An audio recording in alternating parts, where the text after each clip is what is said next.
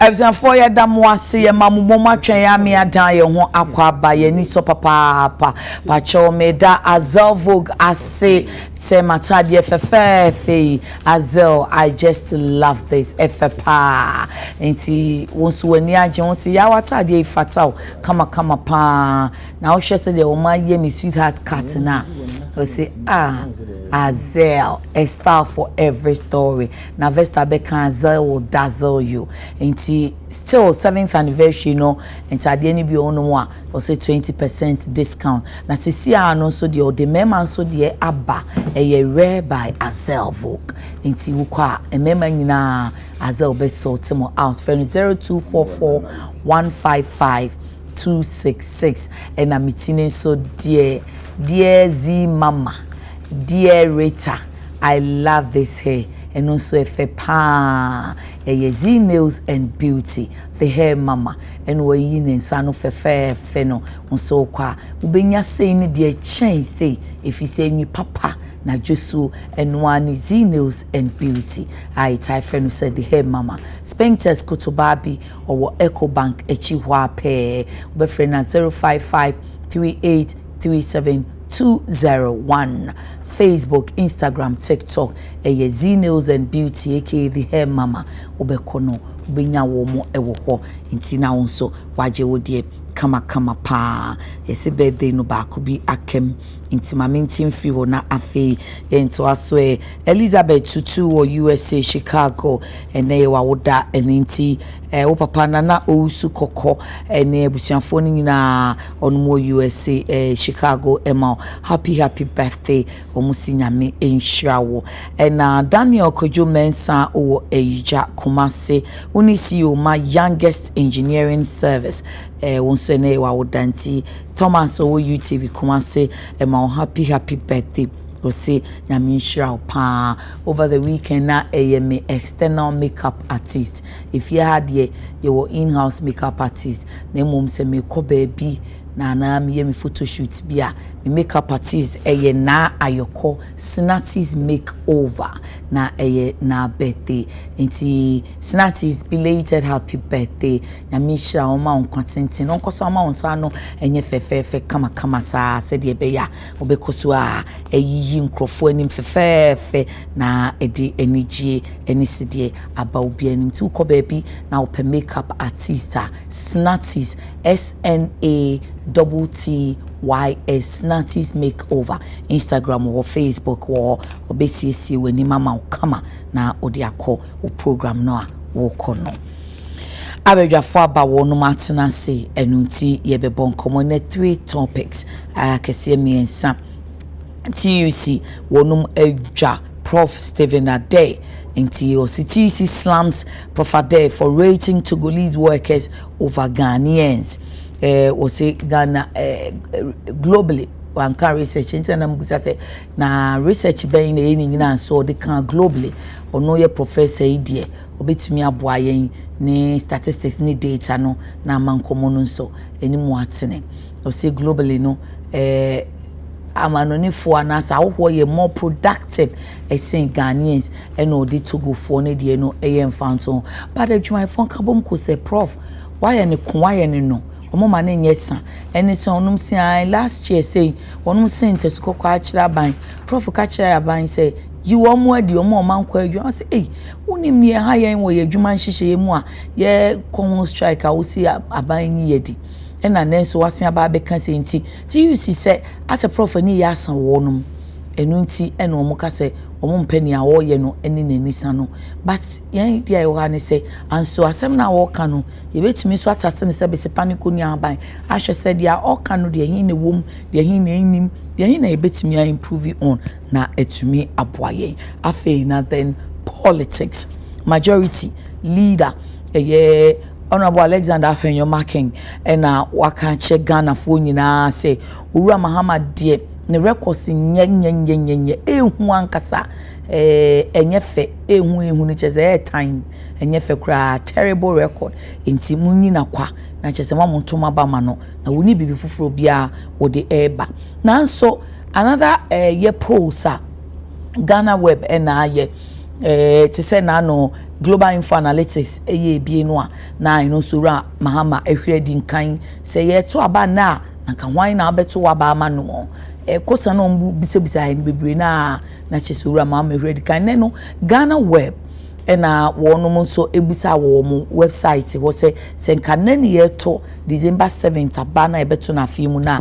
hwan na nka obeto ama no Ghana web for che se obisa nipa be se 3000 over 1850 say oh eni ejo mama na obeto wo maba e di ama no nti o say Mahama floors Bawumia again in new opinion polls ahead of December 2024 nti ni me nyina serious politics ye be ka bom ni aye ne one na chese majority leader ni opinion poll ni for the second time.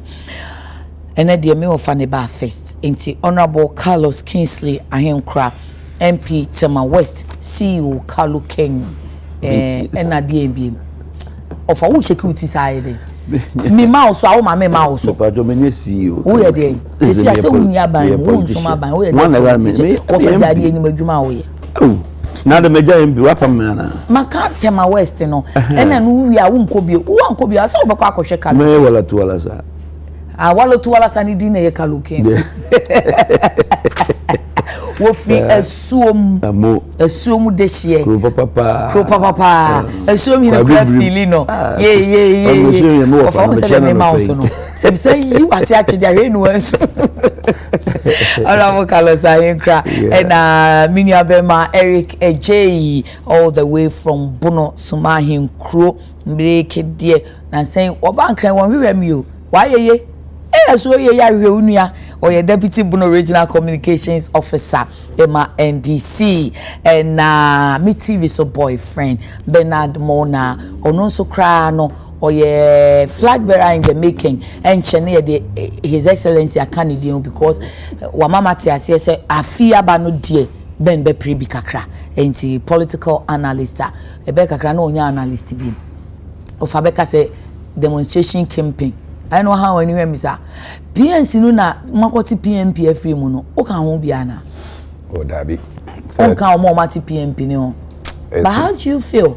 Sabre yanka forces ni na unite na afa PNC de mu aye hyehyehye sa no na ye me ya pa me say oh PNC. It's not the first time. But it should be the last time. Okay, Kube na abe. Dabi na Kube. Kube. Na APC crampo almost symbol ya den. You to grab me shed and pay attention to that. Okay. But once I so Efim. Okay. And then but I hope Janet will come back. Okay. Because to be a Democrat means you must accept the other side. Yeah, I say Yakotuaba in 2020. Okay. Mandin kunim.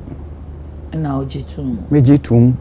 Mr. Mozidaneba is chairman. I congratulated him there. And you still remain a member of I remain a member of the PNC. Okay. I stand and I fight for the PNC. I do everything. You are not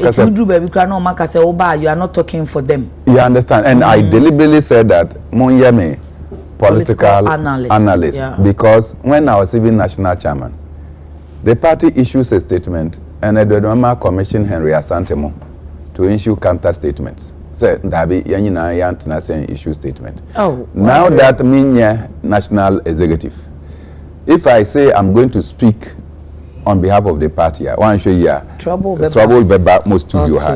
Because of that, then I may say, in order to divorce me from anything, no, just make it political. My views are well represented. I am a PNC and I've stated my views strongly. Congress. Wednesday, flag bearer. This is my catcher of a say on Yana on Faum and Mammy. Aware. Okay. Now, can I offer today? What was your Nanka Sope? Son of a catch. Oh, yeah, sure, son of Ancasa. What I said that the idea FFF said the unfirm no be. I don't know, Opus or how. What But obviously, Mona Madi Mona court. And I always cried over these court issues. In fact, when it comes to political parties going to court, the PNC should become the authority. MPP. What? In the PNC? Internal party issues. Ayetimi sorry, Anna. Tobigamo.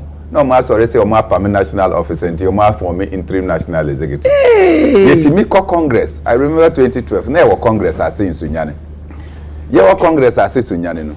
Ena omuka chire say the Tobiga Apasara Mono Akumiomo Oma court. And they are telling us that the Congress should not come out. Dana yesi mu call Congress no. That was the day they went to court. Chief Justice Georgina Wood no Kenya, but had to empanel a court on the Saturday, the day of your Congress, so that the court can make a determination whether the Congress should go on or not.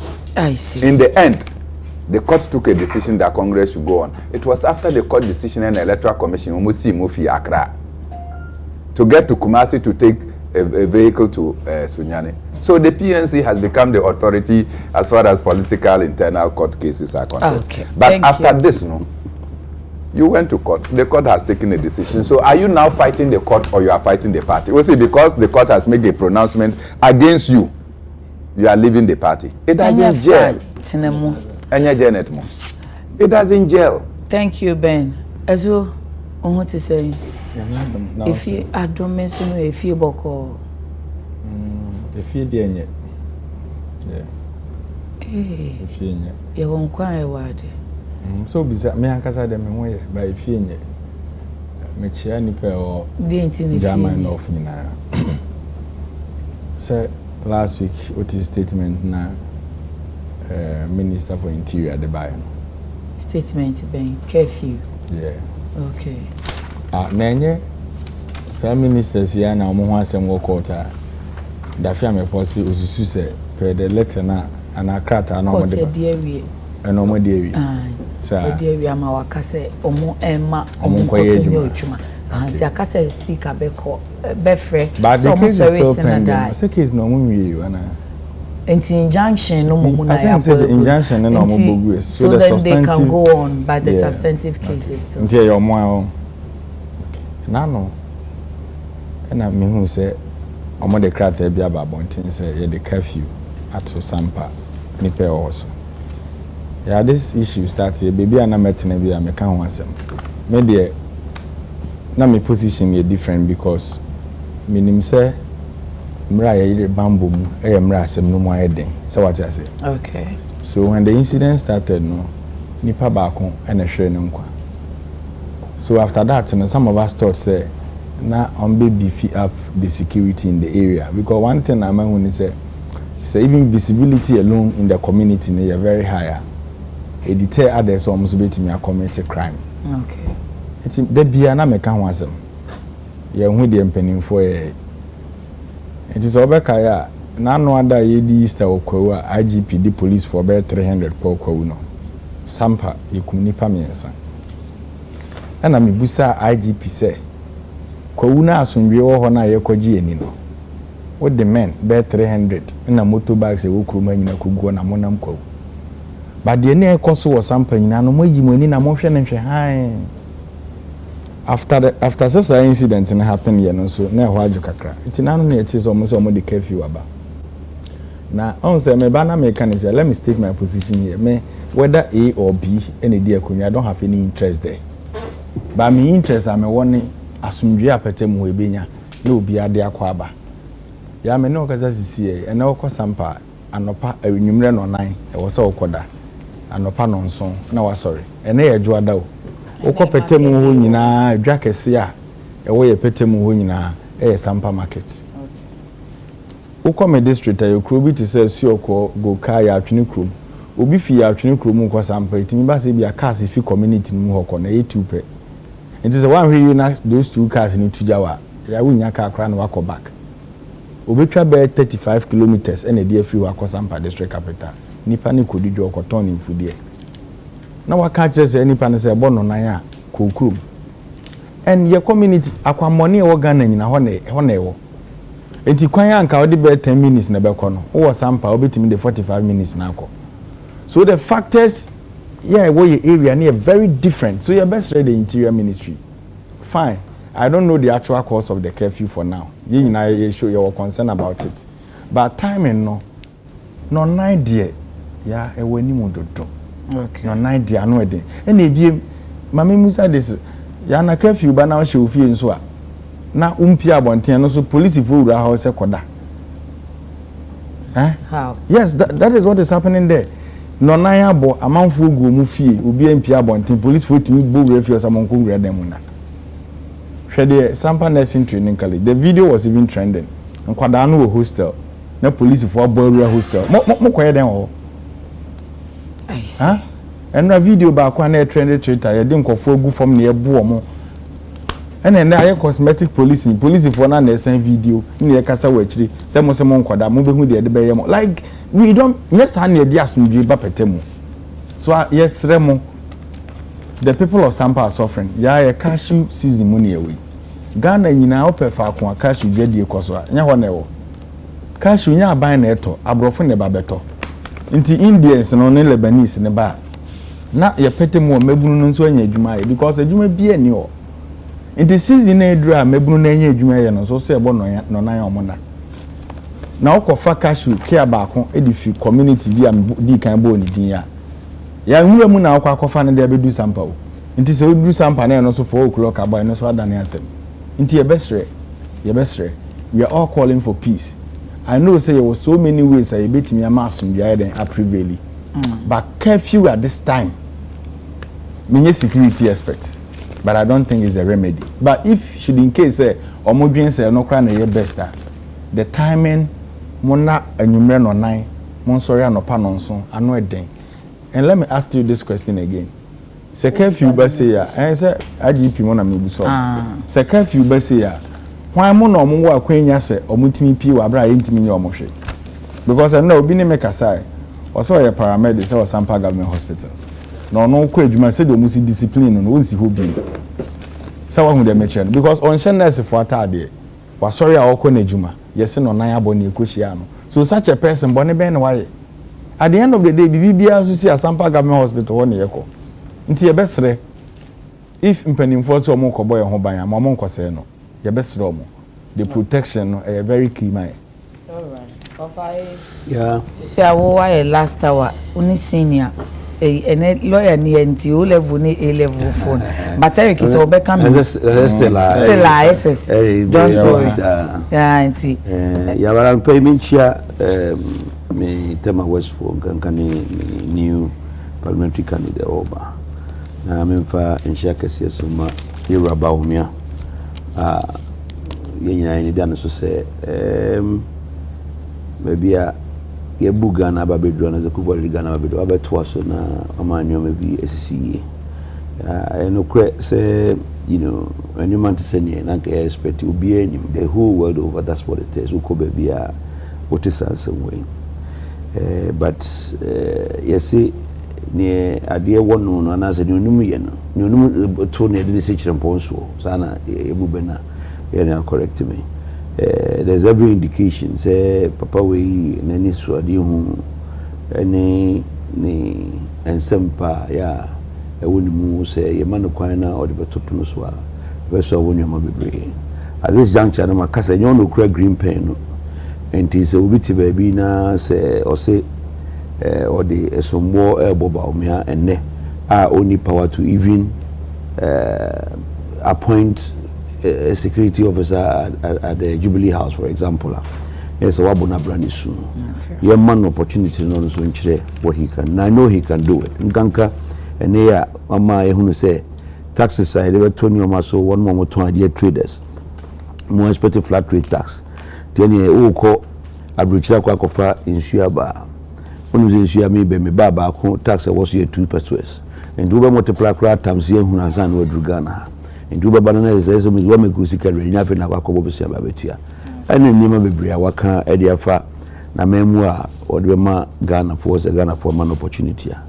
And Mechana no paper and I mean so with me so you have 1 man.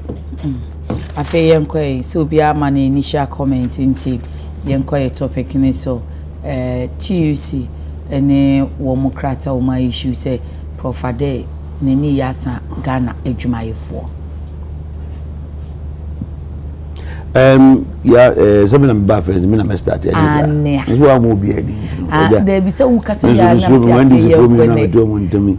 Manya careful na kofa asema. But cheze ni o me say osebe okasa nti yedin. Fi modin ono shi.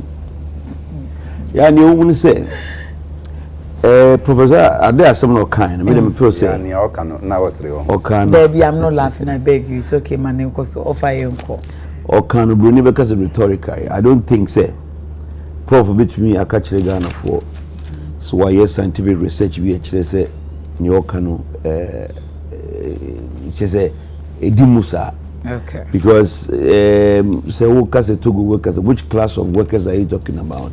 And as a which group of work are you referring to? Na bia on one kasa ni experience bia wenya with 1 or 2 to go. So but I don't know say as all you aware.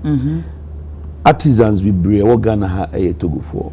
No, they made a conscious effort, I think, through a German government friends assistance be. They training youth, you know, especially when we stop out for school ni. Moment me and twice be many other than. Training in artisanal friends jobs are. And they nipa be no Ghana ha. And or total on if you Togoni or two friends blog work and bibia just a better dime who see your money POP near the in Togo for and form the ejuma. I didn't say I am for to go for. Na me cheno almost omunya assistance ni training mu kwala no in that friends perspective no. Ho nan kasa Togo wan kasa ejuma ni ho a sa nipa dodo ni na betwe nya biaye. Ndumu ni na cross border. Abegumun kra bi okumase ni ade amuche mo scatter the whole of Ghana. Okay. And dodo na I don't know. Ghanaians is Ghana for so be but ye as a practice na ye be ye a conscious effort to bring in Kuala together and give them that kind of you know, even though we said there are a lot of Ghanaian artisans omojuma ye papa because of the fact say boys if you to go and as a mom say mo to go omunye dwuma ni to go ntino omunyina ba be Ghana. And they do a lot of these jobs. And the mamma say, Prof, I mean, say, Uncle Free, no come once more, say, a friend saying, managing directors, no come once more, say, accountant, no come once more, no one doesn't. And me, person, is a Prof Kano with a scientific backing and all Kano, some who say, or emphatically state. Say Ghana forces maybe on the kind of water and as okay so can say over the years Ghana for attitude for being class of workers being what group of work and I say then different jobs again the Juma ankwa being all can wasem so in terms of all kind of because of some experience be wenya. Now, I made the say TUC back in their bid to ensure sanity in the framework, you know, making sure say put you know Prof right for him to come out and as for him to ensure say or can't say Messiah as what we are careful. I don't think say Prof was trying to say Ghanaian workers are lazy, or I don't think say Prof was trying to put down Ghanaian workers in the sense no. But the comparison you know was based on maybe a different and I think to be on Nagasai Hunua or for say or the Ghanaian or yeti compared to Guni but that is not a scientific basis for you to make that category statement. And you made that use for us to say Omaba out, Ababe call a Prof out now. Omo amano atiase say some kind of nkasa ABC and I say some business all the public domain the confusion ene ndokwa eneba but mesre in fact no west ne bia no odin omo nsem no mo kan ne mood ibi won mo an worship even though they are right in doing so no Prof wa money no oka amman panimfo aya people revere them as a group for a lot of respect yenim ne otuye and as ne why pain say that could be why a mistake we say and as wakasem na say amfa kwema mesre me TUC bosses no me ankasa no me ye work am so mo protect me bi no say omoma aya yema abotre kakra enso me frame but otherwise I'll say what you have done and I say omo enkomo no de abedi dwa no sa pepepe NS kono just for Ghanaian workers to know that at least they have somebody back there who is always looking after their back. Okay. That's it. Mr. Medasi, Eric Yanko. Medasi. Professor Adekye, Mechian baby obia.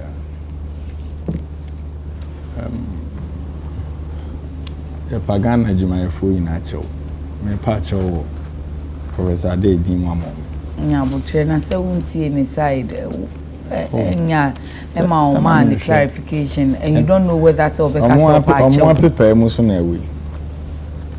Anamba. Omo Jumayefo paper ni. Debi. Ana press paper. Delegate. Se pro for MPP ni. Osumo aban we money omo na ye adwuma. Dabe no cast we card bearer member of MPP. Oh, na say MPP dey onye card bearer member otimi ka ho. Ba omi aba mu na onye card bearer member. I know a flag bearer. Oh, can professor. Na we na me ma case study a say ndi. Che say na no ada ye vice kura ye pesofu ya on campaign. Omo dey enso. Professor Adekye, you see Ghana adwuma for mo nya kwadwofo. Yeah. We are kwadwofo. Professor Adekye in time I was sorry bedroom. Nipa omoye part of TUC. Yes, I say TUC for na so so. Onimra onim hardship amount for endure. Onim challenges omokom. Yeah, no one will be a businessman na utimi ye adwuma on faso. Sorry. Oye adwuma no nya faso o Ghana. A miracle na oye. Yes. Professor Adekye enche bia GRE no ye boche meboa taxes are kese ani hipidi go adwuma force wa na yeten no. When was the last time oba public beka se Ghana adwuma for brand taxes? Enye Professor Adekye time na tax stamp ni ade ye chinchine twan okuruma na adwuma for nisu no. It's under the same Professor Adekye and GRE staff na de o makotete wo shop ye to anwa gallon ba ko ni ateke ye to pure water ni ateke. So what is wrong? So such a worker na o chim ni moje ni o breast o beye bibi anya kakra to no ho no so na o se ye akwadefo na togofo de fa beta ene sisi togo no te ana emi before de mo de anya nsini kasa de sa pumuni pasabe. You are revered, Prof, we know. Mahama tia kunya so yenim sama hodo akeka yansa o party ba power. O party ba power, omo performance ye worse. And the business communities are Honorable Carlos, you're a businessman. Time opposition now front de bia na mo yo and there in your manner important no differences no. And you know the hardship mo aban create the amount. I was reading a story a one now kai. Was say new ba omi akura so be president we Ukruma e was pause Ghana. But you see now tias who budichi. What do you mention say? That was my opinion. But part of me don't mean that to say numbers of the president. I don't have a choice. Only so what so Professor Adekye or MPP near MPP abana de hardship abakruma. MPP abanya se akofa dum so aba. Na ene business person na no ye hippie taxes agunu so ye adwuma oboka ontimi break even. Na ene dum so aba se nipa na obre anse wetimi tua na work aka no. Ye se Ghana workers na ye akwadwofo according to MPP4. O kan say akwadwofo ana o kan say attitude towards attitude no dey na no so o kan say o ye MPP ni so ye MPP ni so last week he said he was in the news. No ne ka last week he was in the news for chastising even the minister of roads and the ministry and all that. Are you going into no nche so onye MPP ni bi owom eno na me into so MPP ni otimi ekanifi asem otimi kanifi asem I have no problem. Ghana fo nyina yasem no woka ye adwumayefo ye akwadwefo ena me kire say adwumayefo no se ye akwadwefo so o ya gina no asibon no ye sure say sa no ka and this o china no po ba because sa no person o kire ya oh Honorable Carlos, who are buying method ya nyakukoduro kind of crane bia ade ba ko aban we di Ghana businessman na yem ya pa COVID levy. COVID. Ye ka professor me ka ko hono no GRE for na jeto no hono GRE board chair. So the question is Busa Professor Adekye say aban we implement a policy ya COVID levy dey free business community no. Ye GRE na jeto ma aban no then o ka fa ho. Look at the taxes abakroma na adwuma efotua. Ghana adwuma efo ye adwuma na yenya mfaso a enye omope. And you see obi be ye adwuma o de attitude bi be ko mu ayemo ano so. The question is what triggered that? Ya ene obi ye adwuma bosom ye tua na 500 Ghana cedis. Ofiri Medina ene be sen ba circle. Ene ofiri Medina e ko circle te say de kan na wa fo bus e ko Kumasi. Lorry fare. Akatua ne sen na e ko. And Ghana adwuma ye ni na even private sector kra na o ye ni tua ne car. Economic factors and businessmen na wokroma ekeka bom di tua adwuma efo ka ene adwuma eni no kwa akwajibosin a e bank abe inject wo na adwuma mu a interest rate e over 30%. Ade mbone be na e dey ayemo ene look at the question look at the question you're asking me. At the same time Ghana adwuma efo na so omo ya akwadofo omo attitude bi nye no enye omo fault because ene wo ye adwuma eni na okra wo adwuma e problem ma so okra nema wa ma no ne ne de ba.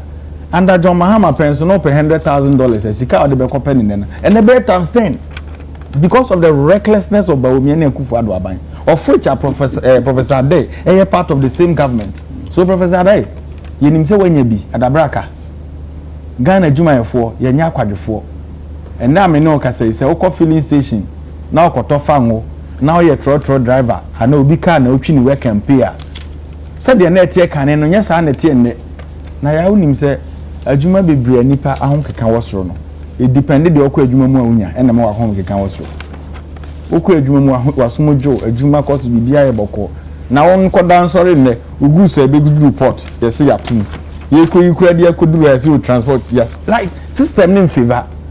These are the things that was can be TUC for no not TUC because obi anim say the private sector is the engine of growth aban we betina konya so mfian so mu ne yakoi adwuma odi na no bi okroma yenim bebie wo. And these private individuals na yen kakran yenya bi yeden e ma mabunu no yede empower omo and na me no ka say the professor Adekye yenuanom nkwada ye omo wi nursing training from 2019 2020 2021 2022 want so omo complicating wo Ministry of can say health na no other sa nkwada na omo ye kwadwofo obeko na TUC fo na employ because mo adwuma yo professional nurse no obeko na obi e cleaner obi adwuma such a person attitude ode beko adwuma no onya positive mind mfa nko because enye the profession kwa na no ye cleaner okusua nurse but because of the recklessness of this administration you can't even employ them. Na Professor Adekye me de manusi form no aban we gwiri mu di ekoso a Ghana sika enyinu kokwa no when are you going to advise your own people yet your man mu ha and they say anyina mahodi dum so aba ya what beside the trigger dum so ye ka say distribution sector e problem a ye man ko form remu a ye ko form PDS no nyamo namfo for carpenter for ne baba for na mo de omokotiko at the end of the day the bank guarantee mpona ye de ya pomudin si achiba said the beya company ni be nso gina people no alaji ba omi afa achire ko ye insurance guarantee company no yakwa bruchire si yakwa we say ente ase these things talk about them those are the things that affect Ghana adwumayefo ene okọ say okọ renew car insurance a oni price o mo de aka ho. Thank you Eric. Ko DVL so okọ jo license Ghana adwumayefo problem no. Thank you. Ben Prof Adekye asemi ya TUC adwai yen kan say. Wow. How can TUC almost statement? Me kind word papers in the daily guide and pay. You like their choice of words. Hey. So I spoke about it this morning. Entina mo kind me pese me frafra. Me kind be ma. Yeah, kind. Oh kind me saying kind. Say oh kind they make you submission and many problem.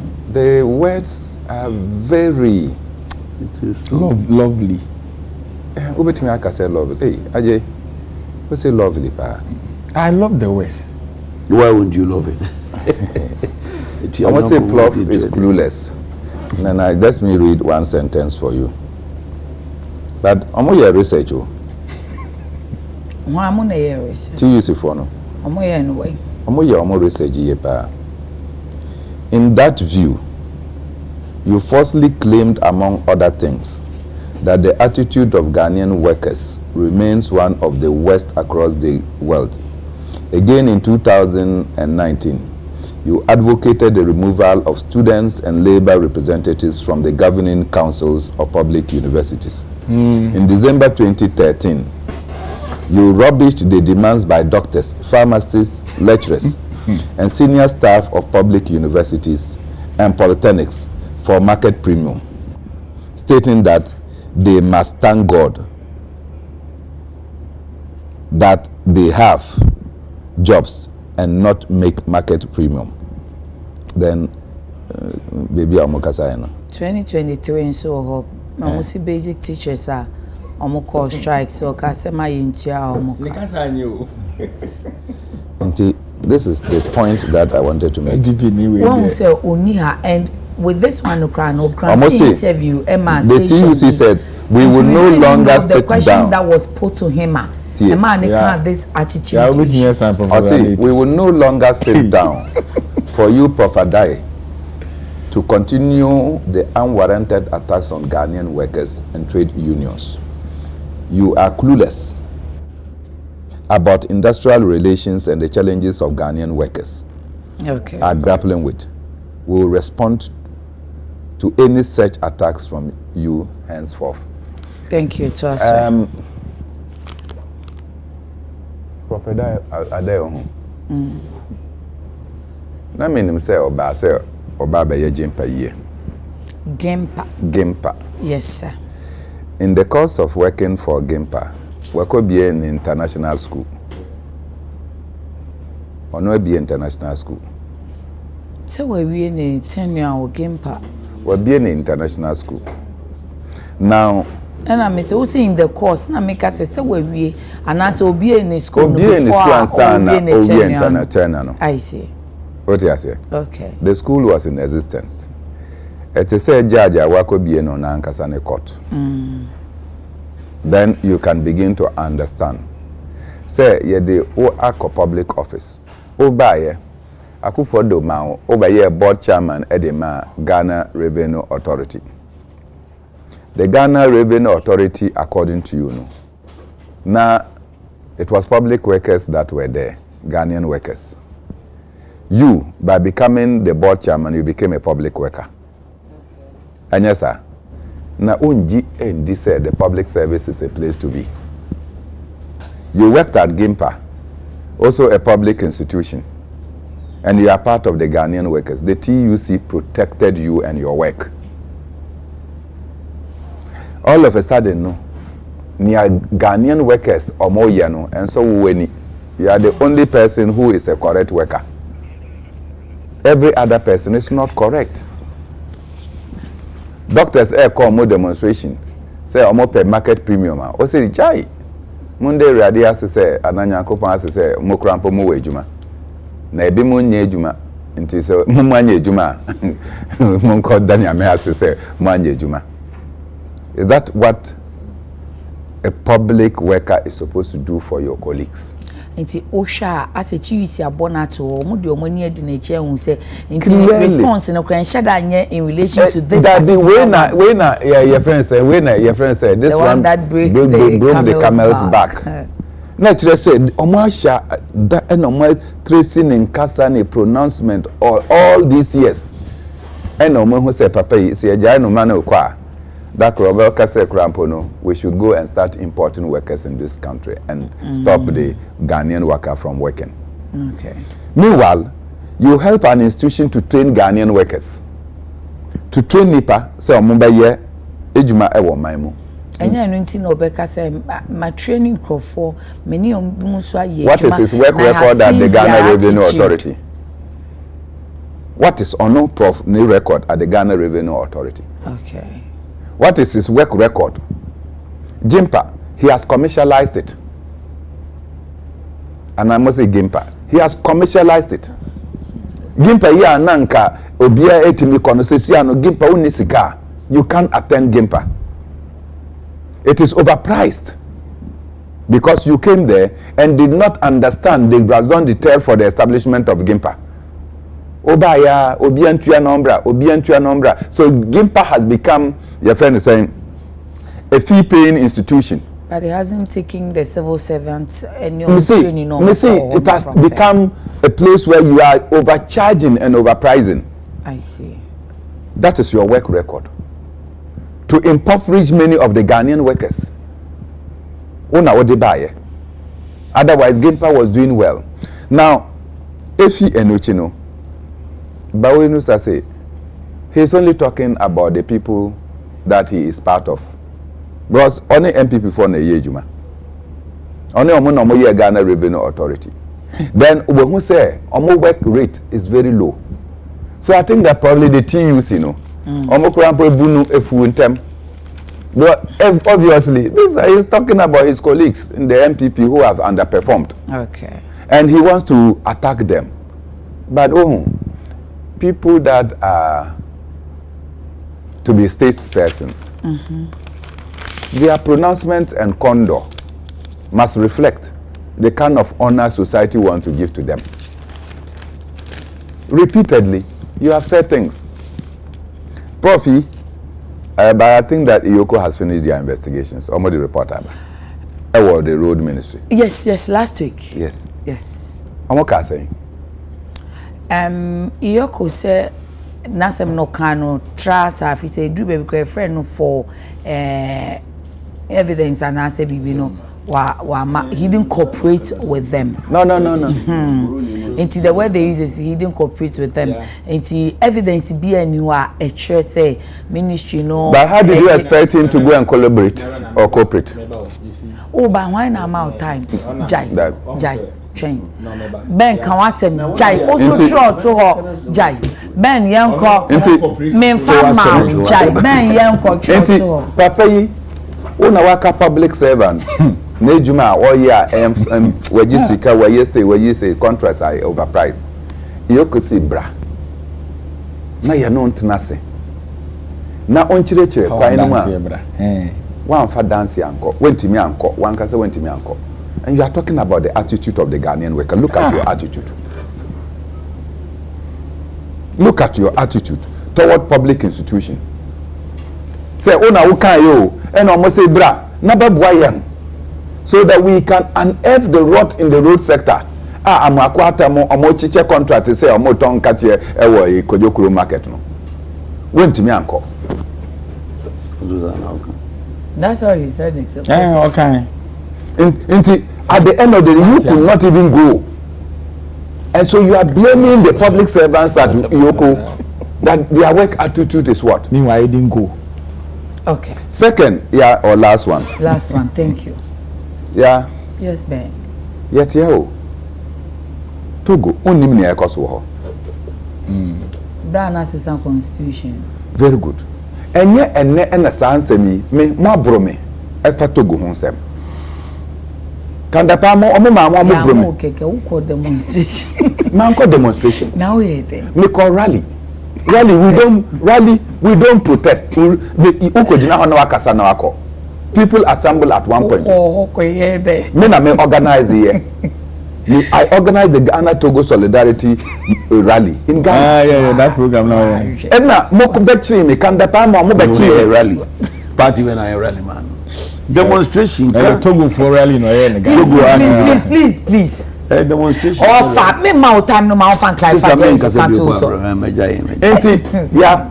Mo ba chi me mo bro me. Kandapa, you are happy with what is happening in Togo? Oh, Eric, then now we. Yanko. Oti.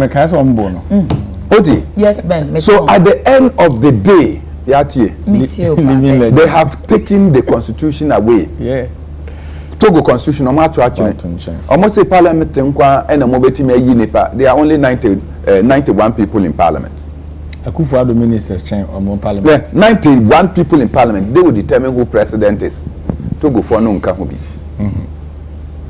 Because of the insecurity ewo honunti. Unim say Togo is in turmoil. The young people in Togo omo ni hwe enye. Then omoye go round. Majority of your Okada riders in town omo fi Togo never. Okay. majority of the artisans, POP, masonry, any Omufi Togo, they have run out of their country. Tileless. Omaba Ghana. Bia ebimu na omako nti na omuba ejuma na ode mo omo omo ye ni tem Ghana for no mo nye ni nti ebimu na professor Adekye afa na omako ye ejuma wo ne fie so mo na any which category of workers yes you ask the value. You understand nti sa nipa ni bi no afa na oma ye na ejuma ni wie because at the end of the day no na professor Adekye you are comparing them with us. They are running from an escalation and an implosion in their country. We are doing like near ABC with Togo no and fire home. You will see one day. Thank you. Of our work as I me my unclear she me ko sir. One I got many penny patron too. But I know they can't matter so say we you one. Then I said then I say okay some to. Then they do the in your refi. Mama time. Yeah okay mama for time no. Oh maybe son says here say Nsroma ya ka for MPP ho odumi friend compare ndi senior dia dia. Oh no my brother. Of the bemboa opa ni say o se wo kan say Dr. Bawumia president. Almost say you are on a mission to discredit Ghanaian records. Yeah, it's Professor Adekye. You are on a mission to discredit Ghanaian records. Boyfriend. At the least opportunity. I can listen to you have been deliberate and consistent in attacking records and causing public disaffection for them. The working people of Ghana will not tolerate your attacks. Me belong to a political party. Okay. Me ya woman ya. Me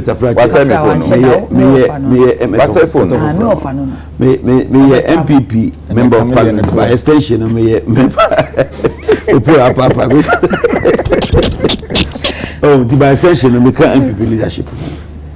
Me wo me angasa me opinion, me wo me angasa me choice. It is a basi ya kwa bato na me di manudi se utujwa se me peria enchese me time we. Ni mu ko kase bia ka edu ya so nyanu akosia so a na se majority of the party because they be akosia na wonu so na president ne kwa men better me any choice. Okay. I have to come and follow. Nti Bawumia de na ade ba ko am pese be kache crachi nse ade a Bawumia ayama se fa se infrastructure kra ye kwanyo no sie kra ne wa ma no che no kwan a obetumi afa so ehunu ne aye e wo German of na me for education pe ya so kra for German of ya de ma me makakra na ka be ho na ka tem to so no wayi anu awie there's over 30 projects in education infrastructure na be bobo campaign ma me kan wa ka se ampa na nyampa Musa Abato say Kufuor and Bawumia have no moral justification to sole source contacts of hoping $71 million to relocate a Mary power plant to Kumasi after they insulted and attacked the integrity of John Mahama for procuring emergency plan. Any less opportunity they want to steal from the taxpayer. Now Ameri has become a property of Ghana through the visionary leadership of John Dramani Mahama. Piaga says fantastic morning. You are watching you live from Achim Asafo. Abladefia Kuma champion host. Let's forget honorable markings. All the indication points are that John Mahama is winning 2024 election. So honorable markings should tell his Dr. Bawumia to go and look for a plot of land to do farming. Macron Golding, sister, I'm watching you in France, Paris. JM is better for Ghanaians. Best president in Ghana is JM. Felix Yeboah says, hey, yeah, this country is hard. Oh, how to feed once daily is something else. People are suffering. Kwakukuma, good morning, Obaya. I think there is a real meaning behind Bawumia. That is Bawumia, meaning he is to squeeze us by numerous taxes, corruption, stealing, and also scam the nation. Hey. Kwame Nkrumah for change. President Akufo-Addo and Bawumia are the worst and disappointing president advising the issue of this country. Ghanaians have never witnessed such an abysmal performance under the NPP government before. Why never we ton credit? Nipa ni din no kra pacho din no mean to me more. Okay, mebo Brown light out since yesterday, but people can't blame it on Nanado because they are scared. Isaac Afum says Kaswa dum so every day, 6 a.m. to 6 p.m. Hey, Baumia, you will lose. So, Fila says, yes, Professor Ade was right. Most of our civil servants are lazy. They go to work anytime they want and spend over 4 hours of the 8 hours scheduled to gossip and work lotto. And then Samuel Ameuda NDC is winning this election. Teacher Kujo Tapagna, so Ghanaians are very discerning people and haven't gotten short memories as Mahama and his cronies take us for. If not for anything, so MPP is able to fulfill their free SHS promise to the people of Ghana. No more of your criticisms. John Mahama, come out with your policies and not your honeymoon period you are asking for. Dr. Baumia is ready to serve, so Ghanaians should vote for him. It is possible. Greetings to Sherry Mame. OPK goes on another NPP government are making Ghana work again, so never again. Clueless NDC. And then Oblite Komi says, Mami Akrama, politics is killing our progress as a country. Can't people see the development NPP is doing? Thanks to Dr. Wajida Costa for the massive work he's begun. And then Mad Lion for Hidem, good morning. Yarike J and opposition NDC members will never be satisfied with any action the President Nanado takes. Indeed, NDC is not the problem solvers. They are mostly problem pointers, always willing to blame someone, rarely willing to take responsibility. Okay, Akwasi Reynolds Aguna Odobeng, Dr. Baumia is surely the best man going into this election. Sema kinkan bia on okay nti sese idea ekwan ni mo atene Neo Dati Mills is Bernard's phone cassava or China. How can it get broken just by touching? Ask him me. I did my one corner. I don't want. This is your phone. Yes, if any money just I will say of our phone. Na cassava crampo emu yedin. This is my phone. Okay, so now when I all the years I need pie. Thank you. Ben Mate, my make you progress. Eric, this second topic, in fact, second and third, merge because Nina your campaign flag bearer of MPP, then flag bearer of NDC. Over dispatcher now, majority leader for your marking and Okase Ura Mahamano Obapa NDC Nankasa will leadership crisis.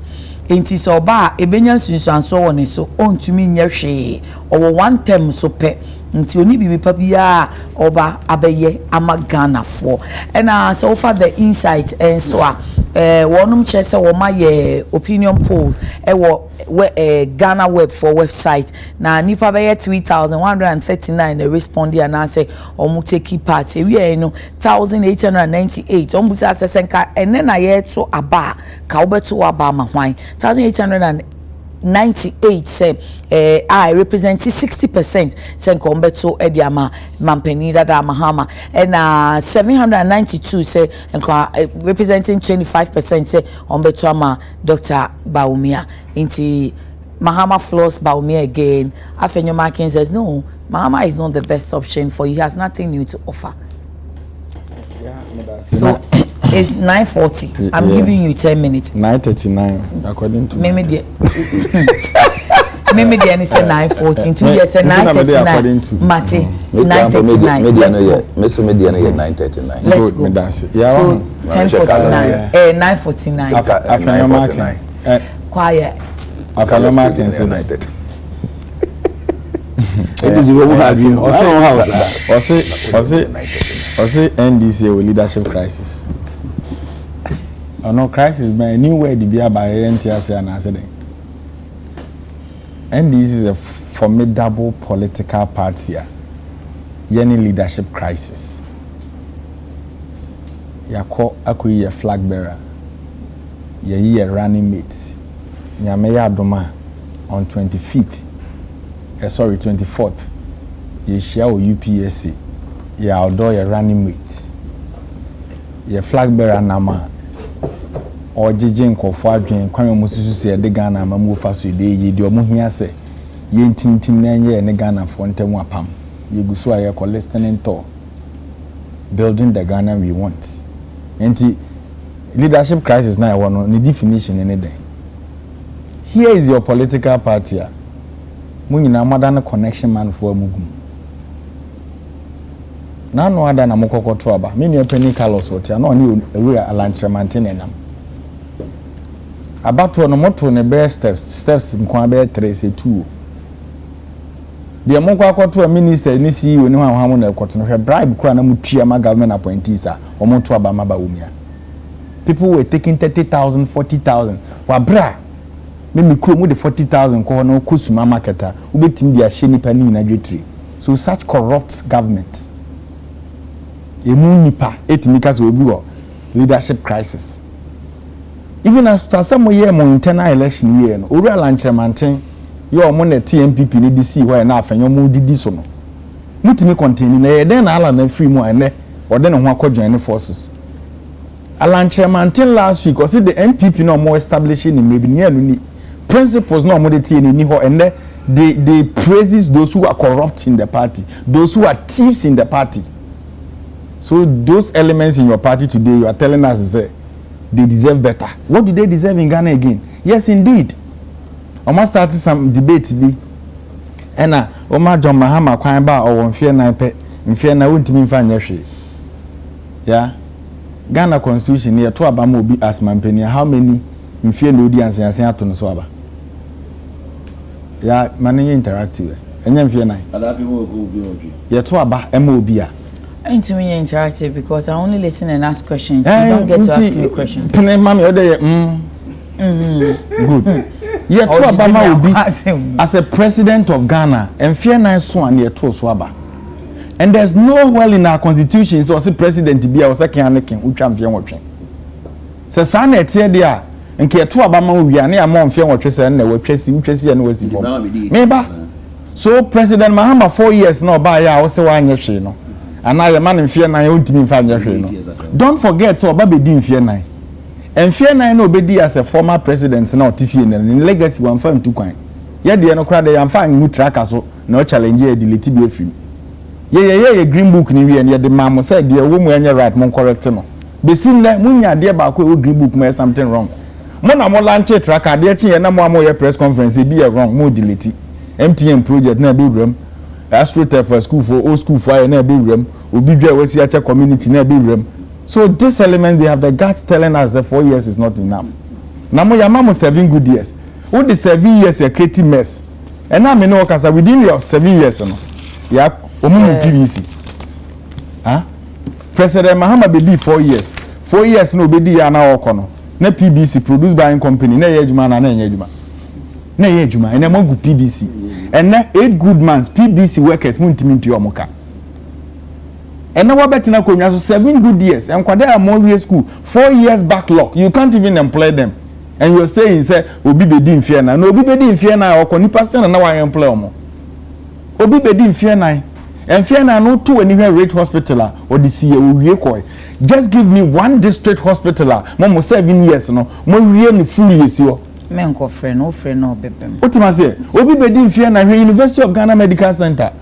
Munya COVID ho na promodaji mama enu nyina ho na mokodai hwe the bank hospital ko Bono region, the whole Bono region na only one government hospital the aka nyina mission hospitals the only government hospital or my district German of Sampa government hospital and also kura okokuru mu a oru abi office Sampa ye free na Martinesie projects e wo ho susu nyina na ya nya ban na ye aside that Bono region Nsroma district hospital John Mahama kusi 60 bed capacity.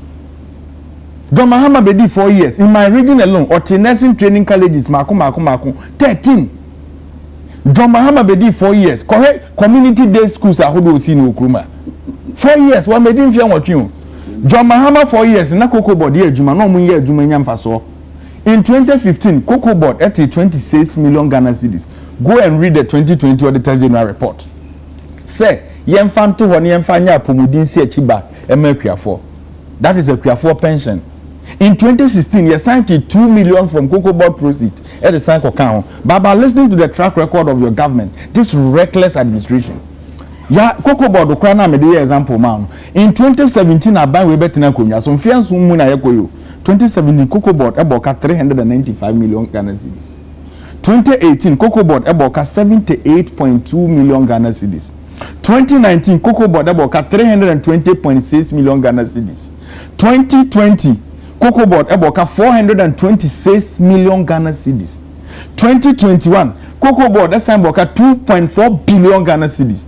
2022 cocoa board eboka 3.3 billion Ghana cedis. 2023 cocoa board eboka 4.2 billion. 2024 we move for omo budget omo sen project say in 2024 omo be sen boka 2.6 billion ya obetna despite adwuma ha da ben omo sia aye nkonta na official say yesu say afi die enu ye boka what be that John Mahama person who this track record in 4 years. So we've given you 7 years. You are collapsing state institution. John Mahama penso kra na na check ya for free fertilizer and the connection man for moton fertilizer no bisa no.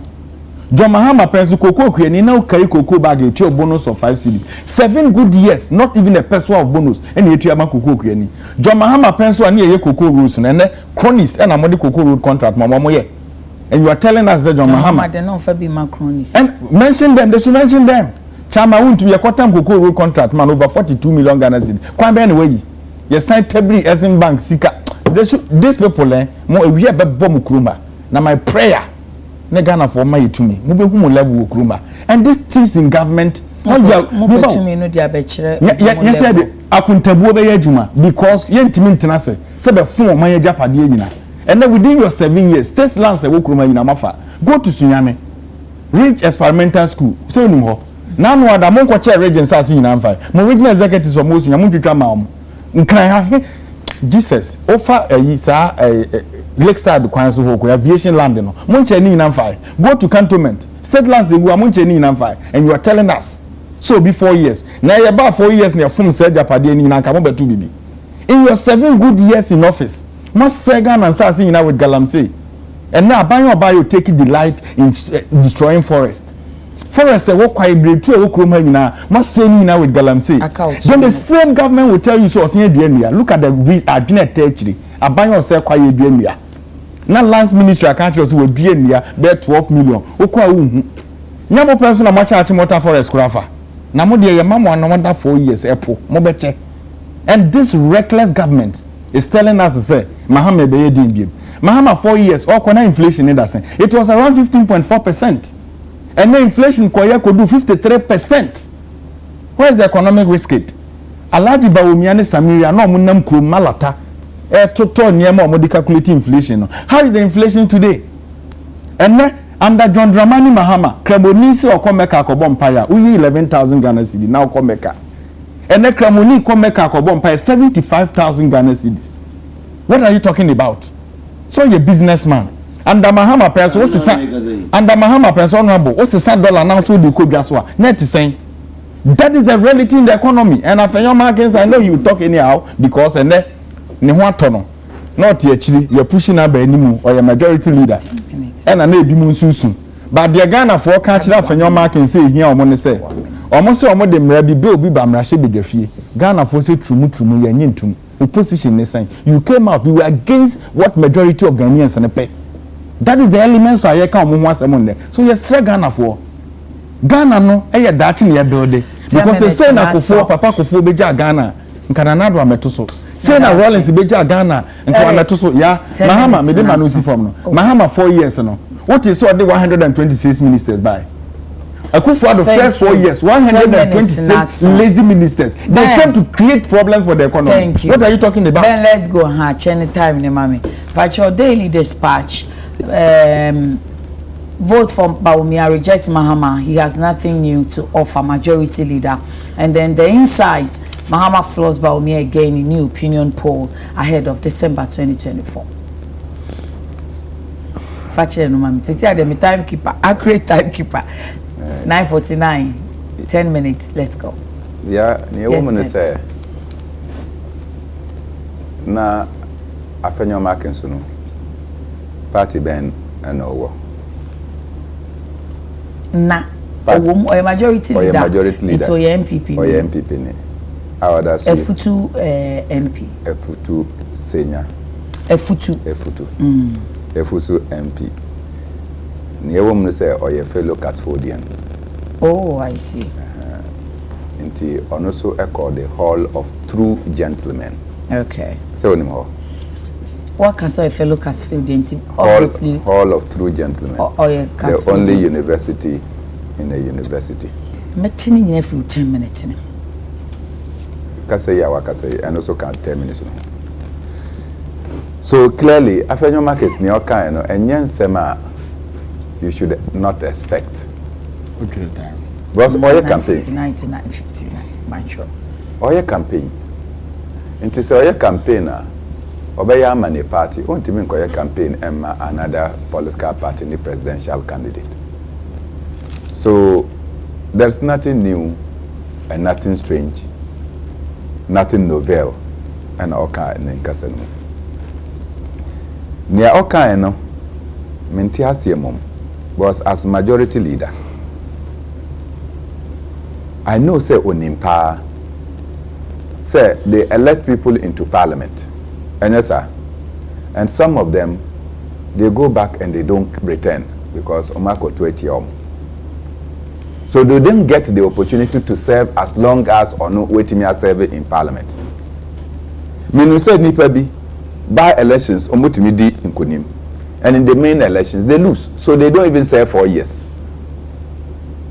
But their record in parliament and their work cannot be obliterated. Metimi amao evidence. Oko Kumbungu. So ni Kumbungu. Kumbungu in the northern region. Baby Ras Kujina something. Yes. They can Kumbungu no. Kumbungu. Okay, Kumbungu. That's it. Nti uko do Kumbungu a. Clearly Moses Yaye succeeded Mohamed Mumuni. What succeeded Mohamed Mumuni no? In the following, in fact, in the elections, main elections, Moses Yaye lost. Moses Yaye was the CPP president, parliamentary candidate. He won the elections. But when Timi Anya 4 years, because the constituents decided in the general elections, say Omo Manokwe, and this is Papa Nokrampa, or donate on one Kasane pickup Edima, the health center in Kumbungu. Just to tell you how selfless he was, he still lost. So he did not do 4 years. I know interest one by your ejuma, and yes, sir. So, say, I feel no markets kase, ni entia Ghana for, as a mum and to entia John Mama, and say he has only 4 years. Then it means that his understanding of the period for contestation or occupation of office, no, we should doubt it. Because no person is elected into government or into any position in this country more than 4 years. Where Juma and a bit in yatre say, obetimi atoaso and now intimi ntuaso. And yes, sir. So, on no afenyo markets, no. The term is coming to an end. He has to seek re-election. So, Okono Mutu Tiana, he cannot come back. There are one-term MPs. Many of them, Omo Mutu Koye, Navrongo MP, your friend is saying. Kofiada. That be Kofiada Wuye.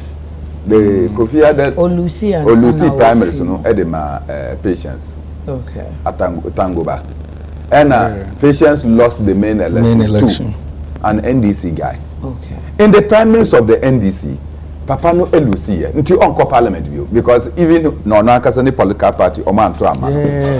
Yeah, guy we too no communication officer. I'm say UK saying. Oh, just say. So, what is this about? Obaba here for 4 years and kwa. There is no guarantee. Say you do 4 years or more than 4 years. But if I want to reason further. No, there is guarantee you do 4 years, but there is no guarantee you do more than 4 years. Well, there is a guarantee, but that guarantee can be taken away by other factors. Okay. But ordinarily, the guarantee is ordinary, 4 years. 4 years. But if Semitier Afenyo Markins year, I can assume, say, people are elected to serve 2 terms. Or political parties are elected to serve 2 terms. Because that is the trajectory in the 1992 constitution, any elections actually. Say Rawlings Ebaye, 2 terms, we see here. Okay. And MPP fire with President Kufuor. President Kufuor 2 terms with the MPP. Wako. And Atamils Baye, Onejo Mama. 2 terms wako Akufo-Addo ni MPP oma be 2 terms until by that logic mo ko, because it means that you have served your 2 terms of 8 years mo ko.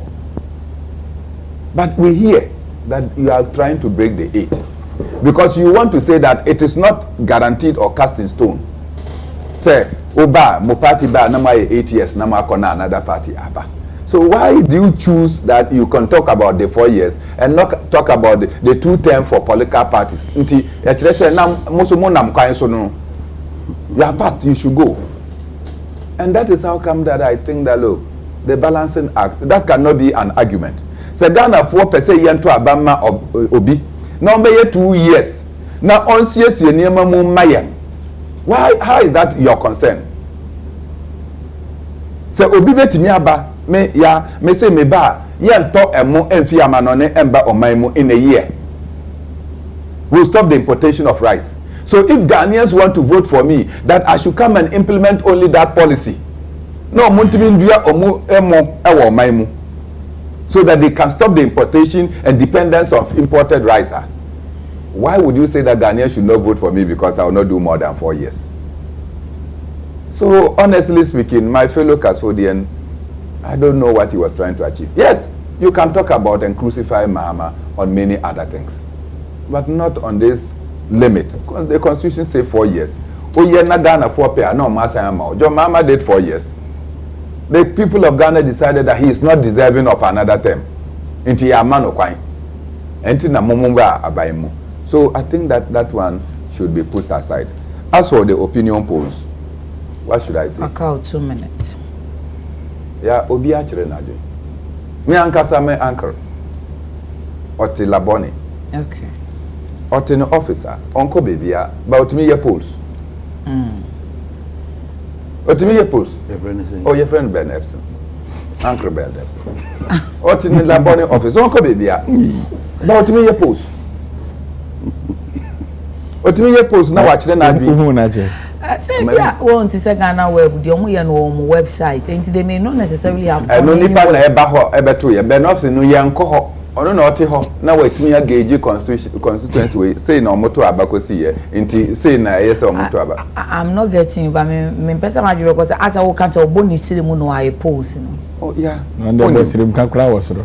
Because me contest the elections and I Ben Epson a year polls FI constituency.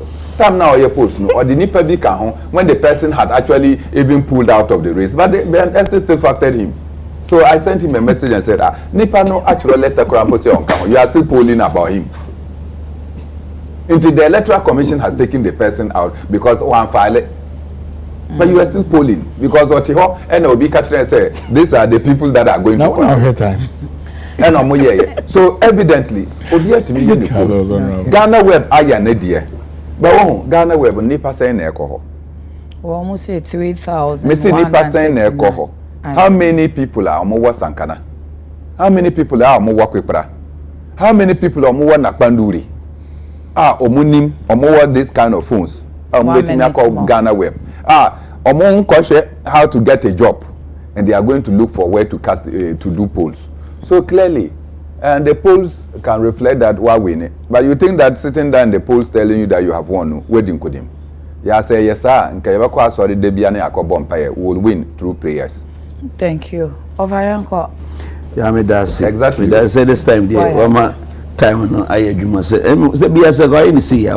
Go any see for more chance. Yeah, na started kasa. Na asanzo me kanzuru say bibi animu a say beta fracture swap. Say dem ka che be no for what starting 9:50 now sha e be to the family council.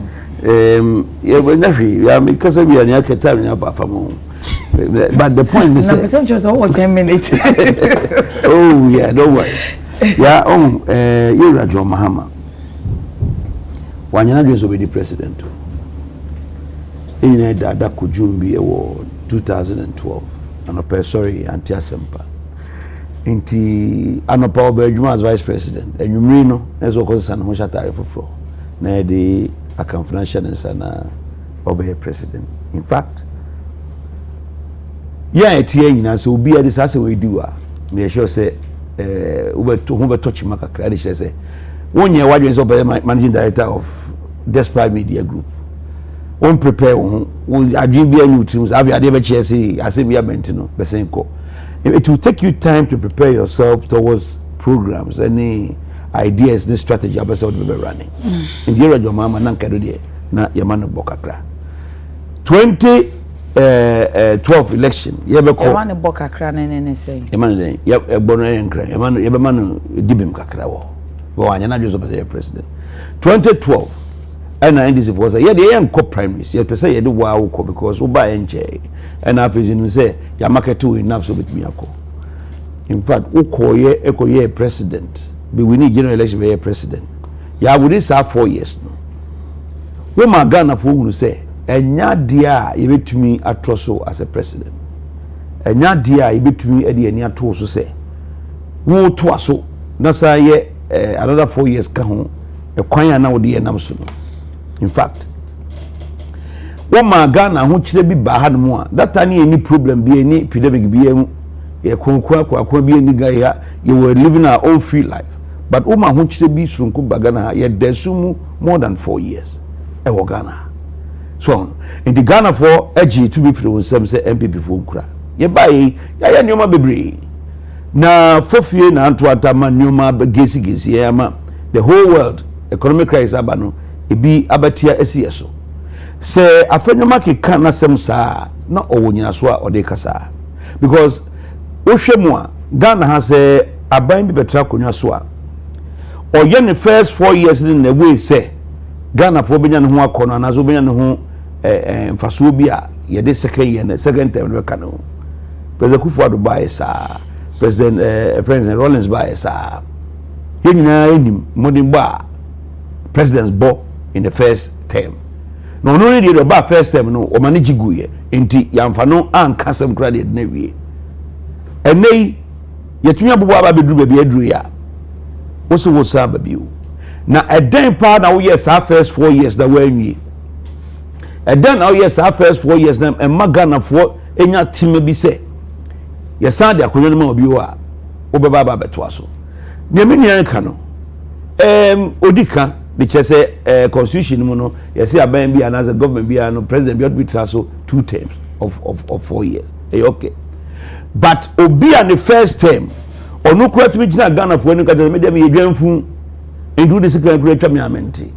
First term I wouldn't say na quote ni ye context. Okay, the same po would have been context be no de kan. Bo am contest one anyi. E de ma men kama sem. We mo we mu a papa we me ya na mo dabi ma men kama se wo de troto wo ya ma mo me ya na make context because as sorry ya no to ya wo se wonim de menka me pa che ma men kama sem oso no ye dwanfu ma men kire ba bi o ka say ye men kire ba bi o ka me hia o se o ye dwanfu wo de se kan kura kan wa wonte ntini na o ka nipa wo di 4 years na wonu se obekwa another 8 years na wo betumi ayade be ma Ghana fo ani aso ama o kire o masa to about so papa yi won se bi na say wadwuma bi a wo ye no eso ye ni de be sande waba no na be jira ka chenya say ye dwanfu nto de ye dika ka ma wontia ni sande waba ya papa we gina simpie so ka kire nurses and teachers say me ntwa mu training allowance do to mu pa ma mo to ma me Uba Munyimin free president. About I will sacrifice my presidency on the altar of paying you these allowances. Wanga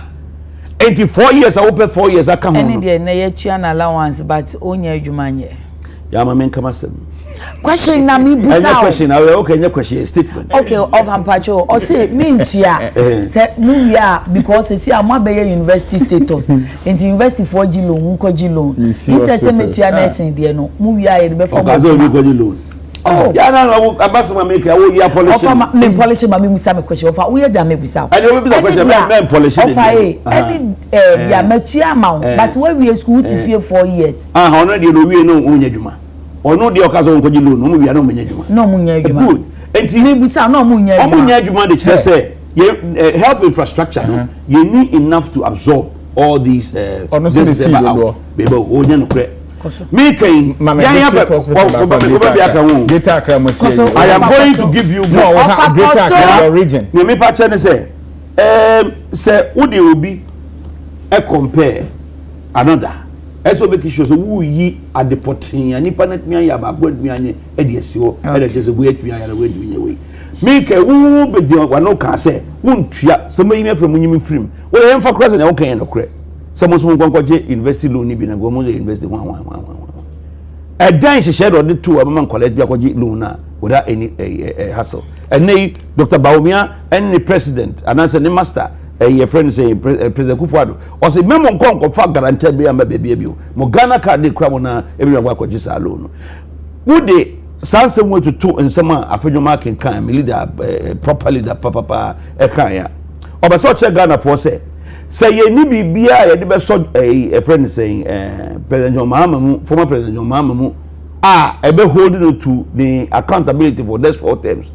on some be mu ntino hu hia yen the first term no went to me and John no kran kan say oh be pamocho we dey scared mu na mentua na mo me catch am me ntua mpa mu ntuma de so say tutu asem ne sansem keka no say ye de sa akwe san hye say bim no no say 4 years o ma baka ade e betu me no mienu ensem betu ye nya sem ketwa hwe wo dem say first time no kwa de wo na wonya waje so be the president de nya hwe wako opposition 7 years wako opposition 7.5 years ye ko 8 years ni anka by this time wo president no anka share awaye ene nyoma wo fo so ba wo be as a president no anka bebre kwa ena nka wo start ka ho asem o me ba petrol record 14 cities no me be ba 12 cities am me be ba 10 cities dollar na eko gwe no me be ba sei muntu bi nka hwe ne mfa ho na mo de mo sorry a mo riding on the back of ebia we are say ayaya de ne we are say ayadin no na mo de riding on the back Ghana for me so mo say someone anya careful na say papa we are trust 7 years with me papa plan bi ama say ne Kufuado ne nkofo de free SHS you started kind since 2008 no mo say odun kwa mo say bi na so 7 years Debbie na ma wa trans man kase ma wa trans no say what trans 7 years in opposition when to me and dream for strategy bi ama say me ba say me on country say ye ba strategy de better for to strategy be reduce a friend say dollar ni strategy de be ye car kwan ni strategy be hospital ni and then me no ka say next say o ka say omo wi a omo adwuma ni obi say no ya pe Barbados every year be a pushing this is kokoma won yes you see one agenda 111 it doesn't matter when we say no because last week be ma koye picketing since 2020 and far o mo ne kra na paper na so you me some doors until and far be afro before but the most important thing is say the most important thing is say agenda 111 ebudu do na ye asia edu various stages of completion see we are all these facilities will absorb necessary we are doing everything possible to ensure say your parliamentary school will be no or transit keke and that is what these people don't have because no say me one mean tia mo we are so nyadwumanye but yet we are thinking about the back end of the whole value chain it is a movie na say ye agenda 111 area parliament mo manya adwuma ko akoshe this is the MPP I'm talking about na papa of free German North ma mencha ade ba ko kitwa bia na me ne ka ho asem na on tia se aka 1 minute but 1 minute na be chance say me be man project me call performance tracker be for education keke be say education infrastructure e wo German North on ma me keke ne meka bia nya no kura nka nya no kura 3 unit classroom block duada so SDA yes here duada so 3 unit classroom with ancillary facilities at the crack room yes here 3 unit classroom with friends saying office and store at Sumahinkro yes here Sumahinkro ankasa Suma me oda na me keme say 3 unit classroom with office and store at that is one good Suma school say oh ye be nu me say wo de kokore obehu 2 unit KG classroom block at Goka Presby. Get from project na John Mahama no get from you didn't mean we see 2 unit KG classroom block at Goka there be has also in the Goka no Abosen me ba aka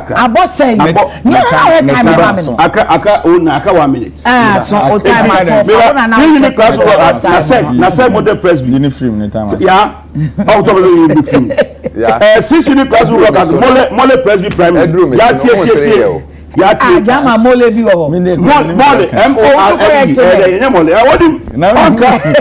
mole national park now mole we watch it now 6 unit classroom work Jankufa tie me ma ba o nyansa tie mo na son since you need to go about jamra no so we jamra wo e jama no fo ukoko he obeku jamra bi jamra ni buko no so ne den buko di primary no so ne den buko munim ya be se buko ni mo jamu obehu ya man mo tell classroom facility at friend say the other so number 2 Pentecost primary and I weigh you too. Me see. Okay. I you too. That be shabutre. What time I see shabutre? But you munyi ni mfio. Enye say papa ho more than 60. But you can last comment na fe obia money pony sorry so. Eze Obina Eshon or say Eric tell them and J Samuel it's good work done Eric. Jamin the Emperor contact that NDC man when he is telling lies. Correct that NDC man when he's telling lies. JDM did not rule for only 4 years. You the whole should know he was with late President Mills.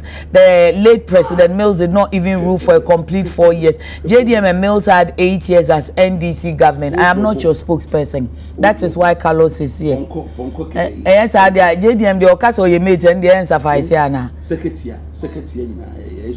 Secretary Emmanuel Saka, please, is this no chronodine be ho aminim enti ma ko Emmanuel Saka, please, is this a new NDC or the old NDC that we know is the same concept sir? Na fana de wakan ye sa eja bata putting Akoti Suhum. The NPP performance tracker was captured to have constructed Suhum Nankesi Road, but sister ya Suhum Kofija Tetem Kwanta Amenshia Akoti to Nankesi Road alone has 7,654 potholes. As for the manholes on the road, it's unaccountable. There's Dumso in Akoti electoral area in the Su municipality currently from Ejabata. Okay, Ejaben says kudos Eric. Okay, so let's do this. Can I do 2 minutes? 2 minutes. Wrapping up, Ben. Obede ashase because una share second and third topic and I say enti ma ye wrap up with Ben and shase wadaruma. Ben pacho ye nko. Topic ana then ye sum up. Ye say your topics need asa. Enti 2 minutes each to wrap up. Maybe na bibia wo kan ya unia bi kan person rebate yo. Oh no, that be Professor Adekye nsem na me person menka. Say me timekeeper 10:13 ye nko. Say mpenyimfo a omo oman mu no say ye ba be kasa ye hu say nipa bebre ehwe to say meti hayi ya obi ama me message say ene nyina o hwe TV station so hu baby ameko but ya omosua efimi ho nti mpenyimfo no bi wo ha they don't know say they serve as inspiration or they serve as disincentive to other people. Inti say mo ba be kasa mo say ewiase nyina adwen ana omuni eda oso over the week ya na me wo Kutono. It was shocking say me ko drew ho then some TV stations say amoka French me mente French but omo tie me kasa any my activism about Pan-Africanism. They were desperate say omo banya me voice for their TV interviews and what have you. So yes, until my host eventually said, okay, given my schedules, no make me a 20 minutes. Come and see the jubilation within the TV house. And I spoke my mind on issues confronting the Sahel region and Bibia. Almost say in Kauma interview. So near everything we do, we get people outside now. So Professor Adekye, when you are speaking, don't think that people don't observe. They monitor, and they will use that to cage you. And in this instance, TUC, who said they have done their research very well, and baby. But I pray and hope that TUC, your language was too harsh for the Ghanaian elder. We should find a way to tone down on it. Thank you. What the 2 minutes? Should we go in that order? 2 minutes so that I can be free. Yes, I'll yeah, me that's it. What was it? Factory 17. Okay. We are factory. Was it President Mahama ka say why you drum from be what was it? Ade bia e wasafo ana no na edibie. Okojina sentimental na okoko machine project. Eno wakasa no na o say de waye ne de wo ho nyina no still nipa bi nyina ye. O ka say MPP for be ka say e say o di quota akra ka forma enya asante for fe. Yes, aso no kan yo. Na no ada yebusi asante regional minister de na maye no. O say bra me office nchen ho. Yebusi asenso boa che de no maye wasa no hwefa ne po. We so president mama I think Kenya also no koye. No mu bisa na strike issues in the country. No so why be. Na opposition pressure election year na eko. No maye o madwen se sa nyema na no mo de be na ba ono de nim se kwan na wasisi onim se be bo man na de bia ni we be ma na yeden. I slide it from there. And the Indian didn't tree version by or so are you done from the area. But President Akufo-Addo in this country told us or a mad dog into Chinese. Second, about that. Let me bring the story. Don't bring any story. One story. Yeah, the story is here. I have it. President, that's August 2nd, 2018. I am a dog. You can't hang me. Like hold on, like I asked him, Unyi ni se na okan in contest. Very good. I also on contest. Hold on, say na what me actually the entia Owura Mahama cancer. Yes, and I mention say obi si ono kama president. O ma mention me nchire bodu ano no so achire. Obi si o ye mad dog. Kama ya obodam ye nche no. And no man no ye team. This is where we are today. And you are telling us say kama ya obodam attitude no far better than the team there. But let me tell you, John Mahama was started in a political career no. Nye just a day. Na wokasa no bam mananunsi. Was started free baby and odeba no be mampani ne. Alaji ba omi akra no onso da yeda. Ya mokofa na ba ya party ne man weaver. Modecrata man se mama ne weaver. O medi na na do achikra no. Ono no na wa prepare so be vice president. Ni preparation mu mpo na wa create mess no. And you think say Ghana ni na no $600 3.9 and under ba omi head of economic management team. Was 13.5 no. Honorable, moya na munim se Ghana for bine komo. Ni bi so question. Now catch nipa utimi ka se obi $6 3.9 e ye west. Obi $6 13.7 na ono no ye better. How do you think? And now pencil John Mahama pencil fuel gallon na 14 cedis and now pencil liter ye 14. Nti mo na ya mo free ba.